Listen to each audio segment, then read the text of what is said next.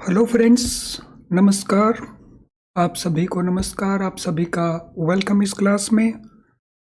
तो कंफर्म करेंगे आपका ऑडियो, आपका वीडियो एक्सेसिबल है आपको। Please confirm your audio video is okay. So मैं वेट कर रहा हूँ आपका कंफर्मेशन। तो जैसे ही आप कंफर्म करेंगे I will be able to start. कर दीजिए कंफर्म क्विकली। आपका ऑडियो वीडियो दोनों ही ओके हैं। So do it quickly. कर देंगे कंफर्म। सभी जितने स्टूडेंट क्लास में हैं सभी कर देंगे confirm quickly. Your audio video is okay. कर दें क्विकली, कर दें। मैं वेट कर रहा हूँ आपके कंफर्मेशन की सभी से। तो चलिए शुरू करते हैं। तो कंज्यूमर प्रोटेक्शन एक्ट में आज हम एक और इम्पोर्टेंट पार्ट को डिस्कस करेंगे और वो है सेंट्रल कंज्यूमर प्रोटेक्शन अथॉरिटी। इससे पहले हम डिस्कस कर रहे थे काउंसिल्स। अब हम बात करेंगे अथॉरिटी की। सो central consumer protection authority.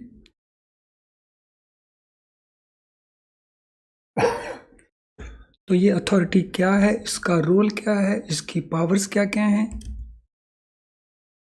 So all those aspects we shall discuss. According to section 10 of Consumer Protection Act 2019, central government will establish Central Consumer Protection Authority, जिसको हम सेंट्रल अथॉरिटी कहेंगे, टू रेगुलेट द मैटर्स। तो ये authority किस purpose के लिए बनाई गई? For regulation purpose. मीन्स ये उसका रेगुलेटर हो गया, कंज्यूमर मैटर्स का रेगुलेटर हो गई ये authority. So they are regulators.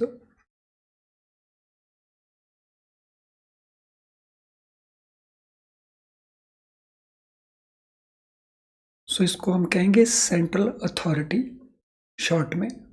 सो पूरा नाम है सेंट्रल कंज्यूमर प्रोटेक्शन अथॉरिटी और इसके प्रोविजन सेक्शन 10 में है। जो सीआईबी वाले स्टूडेंट हैं वो सेक्शन को ज़रूर नोट करेंगे और जेआईबी के स्टूडेंट्स जो हैं उनको सेक्शंस उतने इम्पोर्टेंट नहीं हैं जितने सीआईबी वालों के लिए हैं। अब ये रेगुलेशन किन मैटर्स में करेगा? Violation of rights of the consumers. अगर कंज्यूमर्स के राइट्स को उनका ब्रीच किया गया, उल्लंघन किया गया, वायलेशन किया गया, तो उससे रिलेटेड मैटर्स को, that is number 1। Number 2, unfair trade practices को।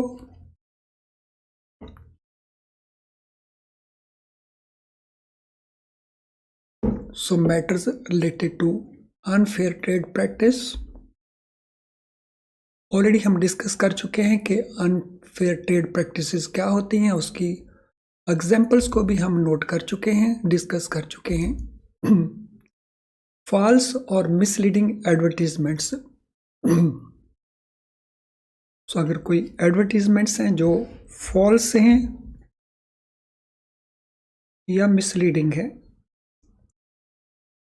और these are prejudicial to interest of the public and consumers.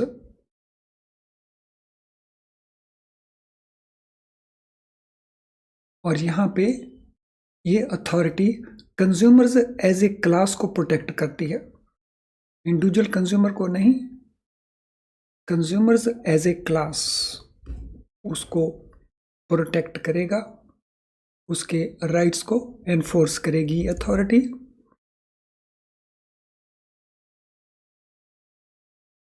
सो ये रेगुलेटर्स हो गए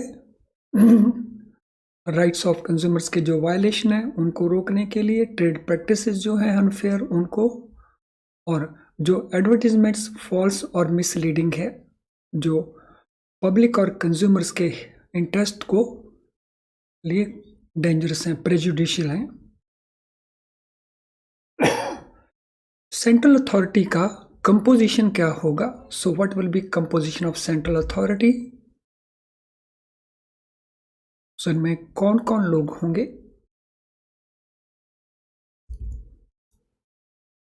सेंट्रल अथॉरिटी में चीफ कमिश्नर होगा,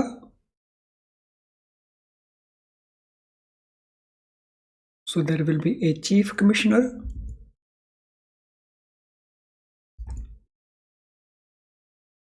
and number of other commissioners as may be appointed by the central government. यानी chief commissioner को appoint कौन करेगा ये भी हमने नोट कर लेना है. So will be appointed by central government. इसी तरह से ही कमिश्नर्स को भी सेंट्रल गवर्नमेंट अपॉइंट करेगी, और कितनी गिनती होगी कमिश्नर्स की ये डिसीजन सेंट्रल गवर्नमेंट करेगी, उसको पावर्स दी हैं.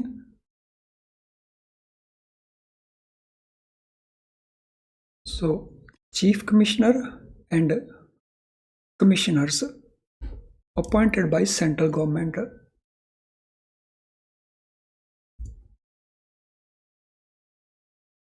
इसके जो हेडक्वार्टर्स हैं तो हेडक्वार्टर्स होंगे एनसीआर के अंदर. So headquarters located in NCR of Delhi.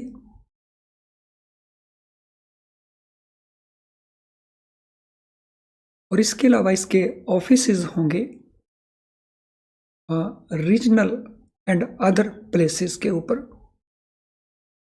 So pan India basis के ऊपर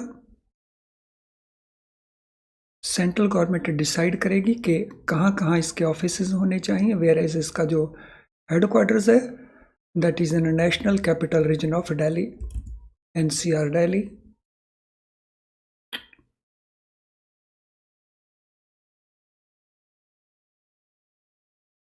So I hope all aspects so far are clear to all of us. जितने एस्पेक्ट अभी तक हमने डिस्कस किए हैं सारे के सारे सभी को क्लियर हैं. अब इसकी इन्वेस्टिगेशंस के इश्यूज क्या क्या हैं? Investigation wing of the central authority. Central authority का investigation wing. So it will have investigation wing for the purpose of conducting inquiry or investigation under Consumer Protection Act as may be directed by the central authority. तो ये जो investment wing बनाया जाएगा, create किया जाएगा, तो ये according to direction of a central authority होगा. और इन्वेस्टिगेशन विंग का रोल होगा conducting inquiry and investigations under the act. तो ये इन्वेस्टिगेशन कंडक्ट करेगा, इंक्वायरी कंडक्ट करेगा ये विंग. तो जो भी डायरेक्शन सेंट्रल अथॉरिटी इसको प्रोवाइड करेगा.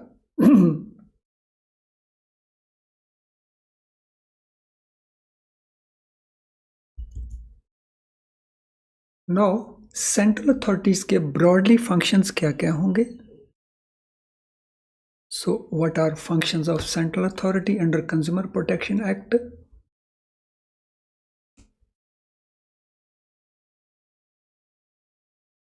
सो first, protect, promote and enforce consumer rights as a class. So ये अथॉरिटी इंडिविजुअल कंज्यूमर के साथ डील नहीं करती, ये अथॉरिटी डील करती है consumers as a class. Individual consumers के लिए हमारे पास होती हैं कोड्स, जिनको हम कहते हैं कंज्यूमर कोड्स. तो वो इंडिविजुअल केसेस के साथ डील करती हैं, जबकि central authority consumer as a class उसके साथ डील करती हैं. तो उसमें उनके राइट्स को प्रोटेक्ट करना, उनके राइट्स को प्रमोट करना, और ज़रूरत पड़े तो उनके राइट्स को एनफोर्स करना.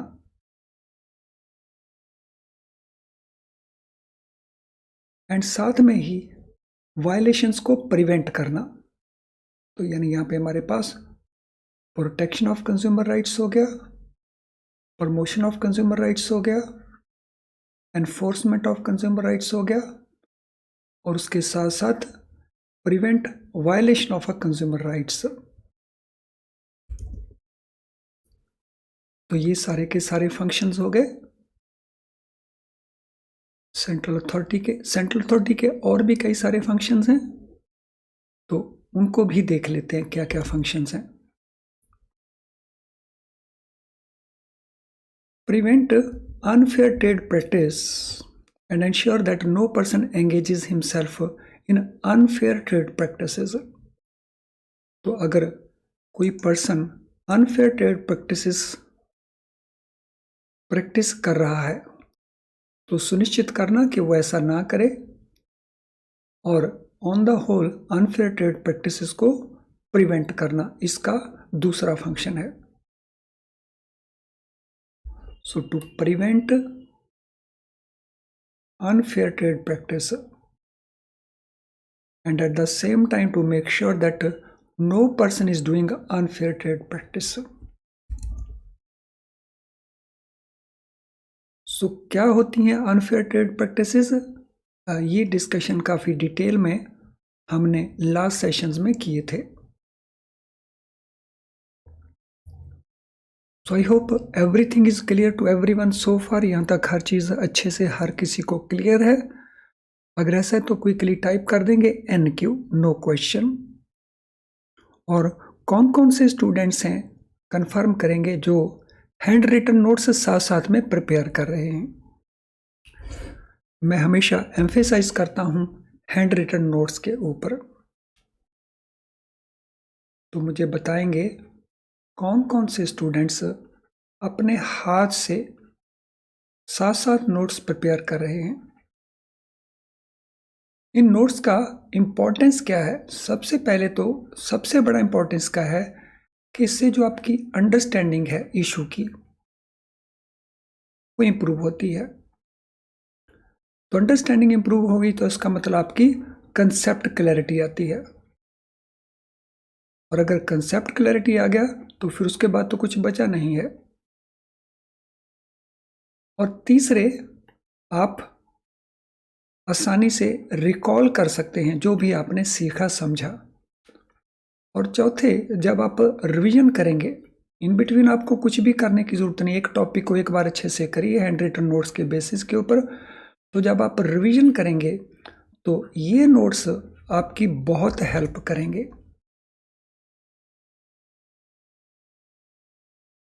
सो अगर आप हैंड रिटन नोट्स प्रिपेयर नहीं कर रहे हो तो दैट मीन आप इस क्लास का एक बहुत इंपॉर्टेंट पार्ट है जो मिस कर रहे हैं। सो ज़रा फीडबैक दे देंगे कौन कौन से स्टूडेंट्स जो हैं हैंड रिटन नोट्स प्रिपेयर कर रहे हैं। और फ्रेंड्स, एक बात का और ध्यान रखना है, अगर आपने हमारी लाइव क्लास का फुल बेनिफिट लेना है जो फ्री में अवेलेबल होती है, तो आपको लाइव अवेलेबल रहना चाहिए जब क्लास कंडक्ट हो रही होती है।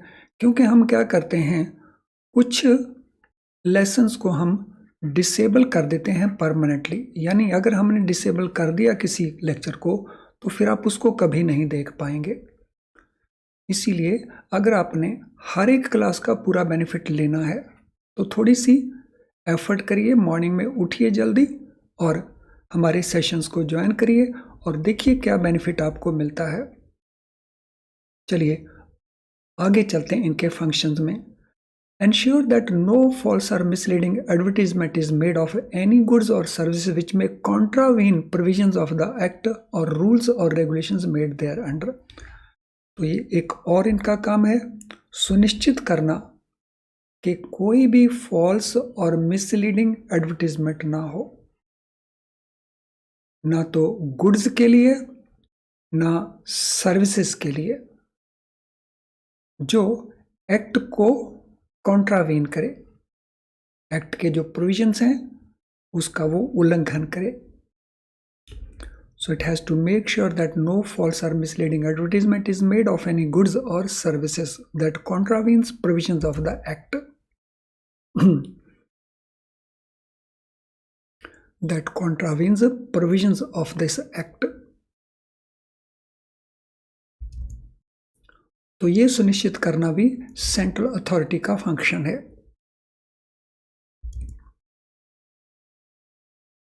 और इसके अलावा it has to ensure that no person takes part in publication of any advertisement which is false और मिसलीडिंग। तो ये भी इसका सुनिश्चित करना है कि कोई भी पर्सन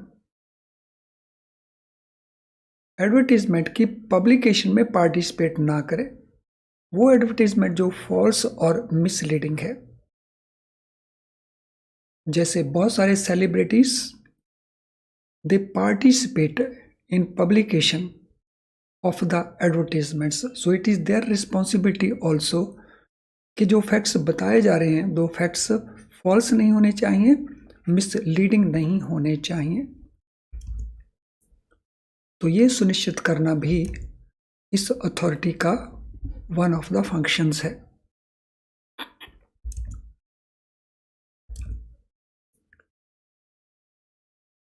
नो, अब इसकी पावर्स क्या क्या हैं, फंक्शंस के बाद पावर्स क्या क्या हैं उसको देख लिया जाए।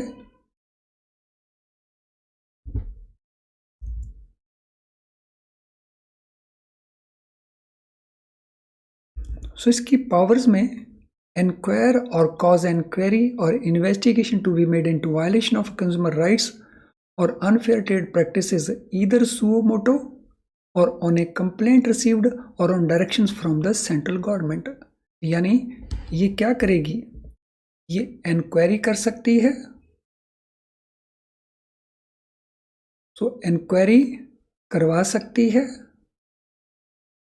और इन्वेस्टिगेशंस कर सकती है अगर वायलेशंस हुई हैं कंज्यूमर राइट्स में या अनफेयर ट्रेड प्रैक्टिस हैं। सो इसकी पावर है कि ये इंक्वायरी कर सकती है। Cause and inquiry means inquiry करवा सकती है, मैटर्स को इन्वेस्टिगेट कर सकती है अगर वायलेशंस हैं कंज्यूमर राइट्स के और साथ में अनफेयर ट्रेड प्रैक्टिसेस के।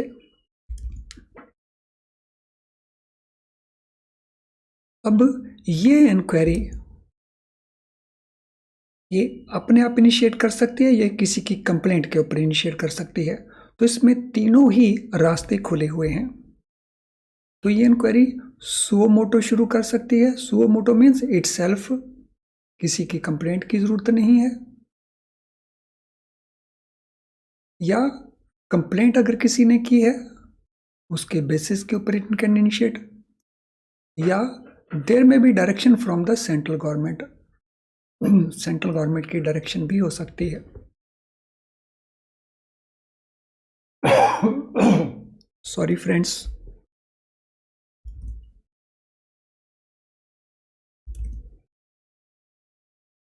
File complaints before district commission.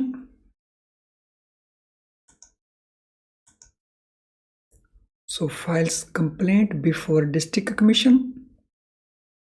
So district commission means here consumer court at district level.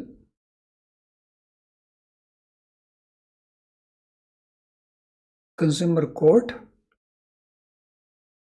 at district level. So district level के consumer court को हम कहते हैं district commission.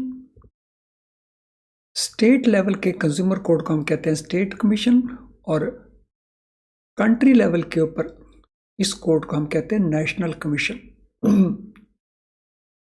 और अथॉरिटी की ये पावर है कि ये कंप्लेंट फाइल कर सकती है before any of this commissions according to their jurisdiction. इनकी जुरिस्डिक्शन क्या है ये आगे जाके हम डिस्कस करेंगे कि डिस्ट्रिक्ट कमीशन की जुरिस्डिक्शन क्या है, स्टेट कमीशन की जुरिस्डिक्शन क्या है और नेशनल कमीशन की जुरिस्डिक्शन क्या है। तो वो सारे एस्पेक्ट्स हम डिस्कस करेंगे आगे जा करके। It can intervene in any proceedings before these commissions. तो अगर कोई केस पहले से चल रहा हो इनिशिएटेड बाय कंज्यूमर्स और क्लास ऑफ कंज्यूमर्स, तो ये इंटरवीन उसमें कर सकते हैं। So they can also become a party to that. और वो कौन से इश्यूज हैं जिनमें में पार्टी बन सकती है? वायलेशन ऑफ कंज्यूमर राइट्स और अनफेयर ट्रेड प्रैक्टिस से रिलेट करती हुई इश्यूज को। So they can become party, they can intervene in any proceedings before any of these commissions.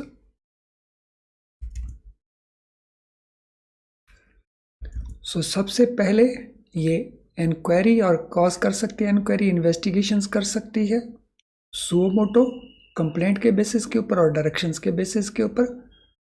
फिर ये कंप्लेंट फाइल कर सकती है। फिर ऑलरेडी अगर किसी ने कंप्लेंट फाइल की है तो ये इसमें पार्टी बन सकती है, इंटरवीन कर सकती है। Then review the matters related to factors inhibiting enjoyment of consumer rights, including safeguards provided for protection of consumers under any other law for the time being in force, and recommend appropriate remedial measure for their effective implementation.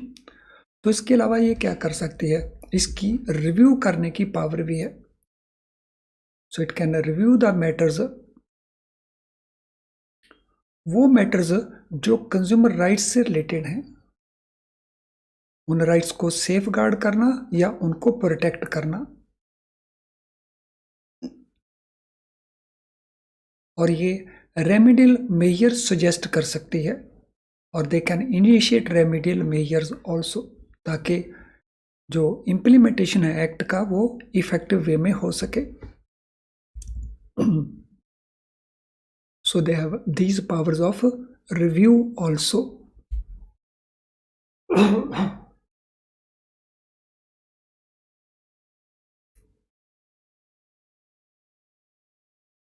So I hope everything is very, very clear to all of you. It can recommend adoption of international covenants and best international practice on consumer rights to ensure effective enforcement of consumer rights. So not only that, ये recommend कर सकती है कि international जो agreements हैं, covenants हैं, उनको adopt किया जाए, और जो best international practice consumer rights के ऊपर हैं उनको भी अडॉप्ट किया जाए। So it can recommend that also, recommend adopting international agreements, covenants and best international practice on consumer rights.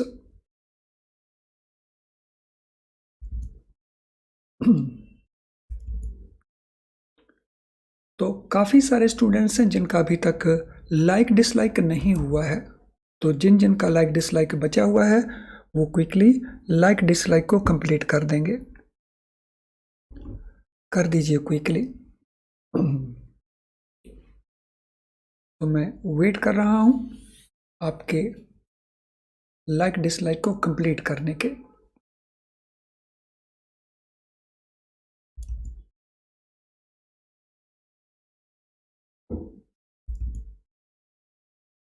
Yes, quickly.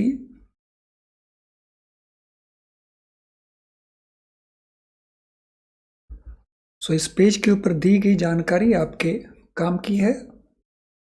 तो हम जो वीडियो लेसन्स आपके साथ शेयर करते हैं हमारी ऐप के थ्रू, उसमें नॉट ओनली कि हम जो प्राइस जिसके ऊपर हम ऑफर करते हैं वो बहुत लो प्राइस के ऊपर ऑफर करते हैं, लेकिन उससे भी ज़्यादा हमारा एम्फेसिस रहता है कि हमारी क्वालिटी के अंदर किसी प्रकार का कोई कॉम्प्रोमाइज़ ना हो।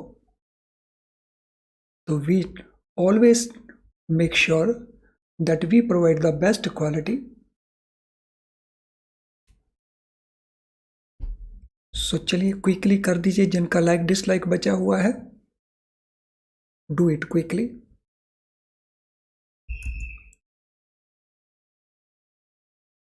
चलिए आगे चलते हैं। नाउ और क्या क्या पावर्स हैं? To undertake and promote research in the field of consumer rights. So consumer rights के फील्ड में अंडरटेक करना और प्रमोट करना रिसर्च को। सो रिसर्च को प्रमोट करना और रिसर्च को अंडरटेक करना इन the field of consumer rights.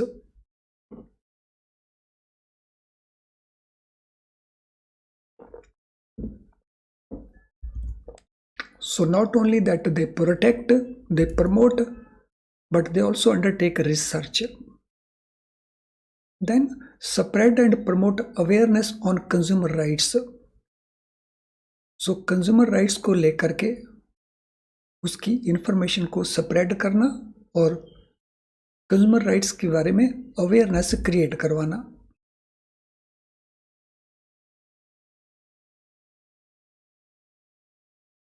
तो ये भी इसके फंक्शंस में है। Encourage non-government organizations, NGOs, and other institutions working in the field of consumer rights to cooperate and work with consumer protection agencies. तो जो नॉन गवर्नमेंट ऑर्गेनाइजेशंस हैं, NGOs हम जिनको शॉर्ट में कहते हैं, उनको भी और दूसरी इंस्टीट्यूशंस भी जो कंज्यूमर राइट्स के फील्ड में काम कर रही हैं, तो उनको एनकरेज करना कि वो कोऑपरेट करें और वर्क करें along with consumer protection agencies. तो कंज्यूमर प्रोटेक्शन एजेंसीज में हमारे पास कमीशंस आ गए, काउंसिल्स आ गए और अथॉरिटी तो है ही, तो वो उनके साथ कोऑपरेट करें और उनके साथ काम करें, उनको एनकरेज करना। तो इसका अनदर फंक्शन है उनको एनकरेज करना।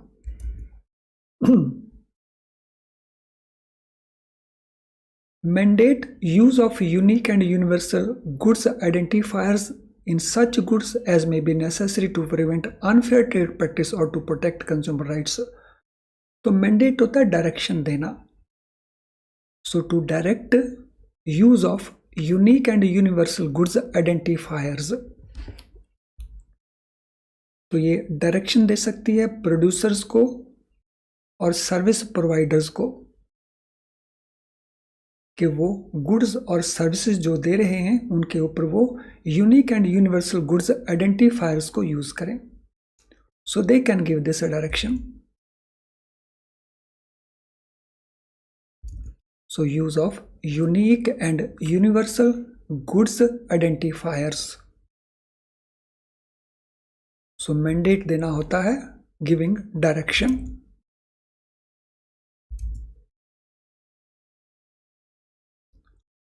Issue safety notice to alert consumers against dangers or hazards or unsafe goods or services. So issue करना safety notice, consumers को alert करने के लिए। तो अक्सर आप न्यूज़पेपर में इनकी एडवर्टीजमेंट्स पढ़ते रहते हैं जो जागो ग्राहक जागो इस कैप्शन के अंदर आते रहते हैं ये। सो कंज्यूमर्स को अलर्ट्स इशू करना डेंजर्स और हैजर्ड्स और अनसेफ गुड्स और सर्विसेज के प्रति।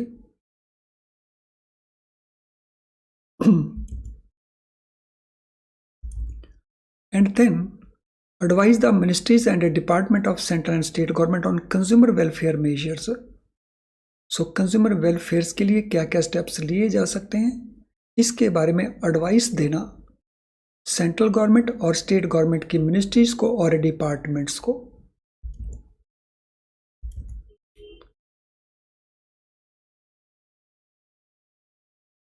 तो इतनी सारी इनकी पावर्स, इतने सारे इनके functions, all that. So friends, I am sure कि आज का हर चीज़ आपने अच्छे से नोट कर ली होगी। अगर ऐसा है तो अभी तक हमने स्माइलिंग आइकन को यूज़ नहीं किया, सो जाने से पहले एक बार स्माइलिंग आइकन को ज़रूर पोस्ट कर दें और वो कंफर्मेशन होगा मेरे लिए कि आपने हर चीज़ को अच्छे से अंडरस्टैंड कर लिया है। सो पोस्ट कर दीजिए स्माइलिंग आइकन और उसके बाद हम इस सेशन को वाइंड अप करते हैं। आपके किसी भी प्रकार के कोई भी क्वेश्चंस हैं तो आप कमेंट बॉक्स में क्वेश्चंस डाल सकते हैं, वहां पे सूटेबली आपको सब्सिक्वेंटली भी रिप्लाई दे दिया जाएगा।